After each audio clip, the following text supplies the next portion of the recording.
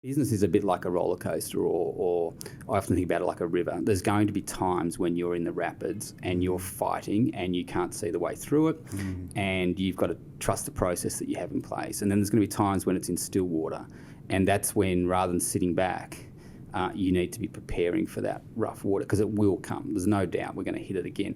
So I think the opportunities come up at different times, and that's what people need to understand. So even though we might be in a tough economic stage, or there's talk about we're going into a tougher stage, there are opportunities. Everyone's in the same boat. So there's going to be opportunities that come through that. So now's the time to be looking for those opportunities, and what does that look like? I've seen some of the most successful business people I coach or work with or seen or been mentored by are people that have come from nothing, because you're forced to be more resourceful. You know, you're not born necessarily an entrepreneur, born that leader. You've got to work hard at it. You've got to surround yourself with the people that can bring it out of you. You know, it's the old saying of, you know, you are who you hang around. There's no doubt. You need to grab the resources that are close to you, that you've got access to. You need the skill to ask when you need help. You know, put your hand up and you know, we don't know it all. I'm far from knowing it all. And you need to, I think, fundamentally act when you're strong. I say it to all my clients. I was fortunate enough. I left school and I joined the New South Wales Police Force.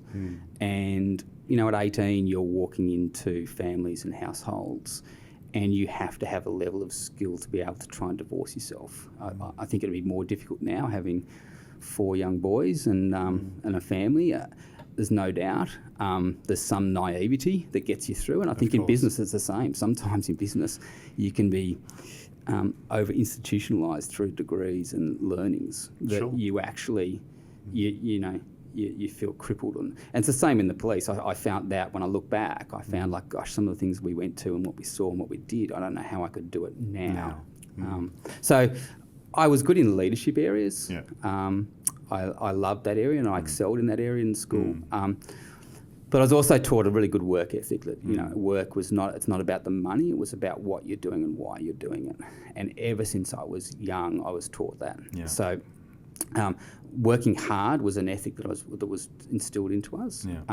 So although we came from a well-off family and didn't struggle from, you know, day-to-day food and that, we were taught very much that you're still working. So after school, Saturdays, you're out working. Yeah, that's extraordinary.